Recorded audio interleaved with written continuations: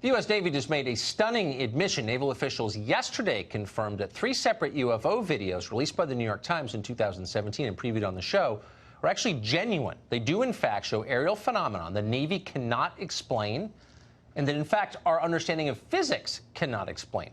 The Navy also recently sent a letter to Congressman Mark Walker saying that it takes UFO sightings very seriously and is working to investigate them.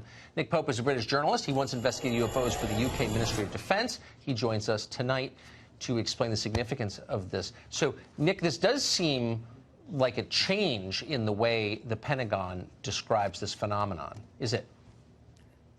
Yes, it is. Up until this point, the Navy has said very little.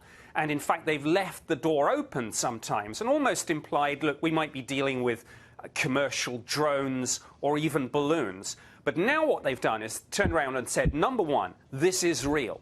And number two, this is unidentified aerial phenomena. That's the phrase that they've used. Previously, they've said advanced unknown aircraft. Now they're saying unidentified aerial phenomena. And that is, it's a term borrowed from the British government. We used it in the Ministry of Defense, and we meant UFOs.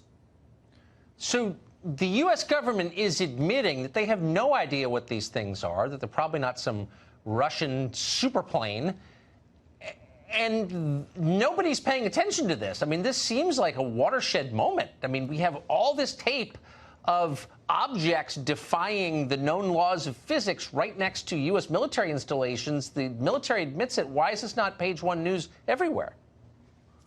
Well, it should be, absolutely. These aircraft carriers that many of these UFOs have been interacting with, obviously these are billion-dollar assets. And if the official position of the most powerful Navy in the world is, frankly, little more than, we don't know what this is, I don't think that's good enough. And I think clearly people like Mark Walker don't think so either. And I would urge him to get the classified briefing that other senators have said they've received, and maybe within the bounds of not wanting to divulge classified information, but maybe some of these senators could then step forward and at least give us a clue of what we're dealing with here.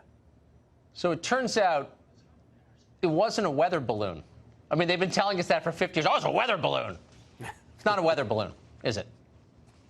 No, absolutely not. Somebody in the Pentagon must have. They say we don't want to hypothesize about this. That's fine. But there must be, in the Pentagon, a best assessment.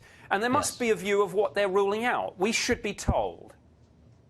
There's obviously some reason they're not telling us. In 15 seconds, hypothesize as to what that reason might be. Well, some secret too terrible to be told. But I think we should be told, or at least we should be hinted at. Yeah, or maybe not. I don't know.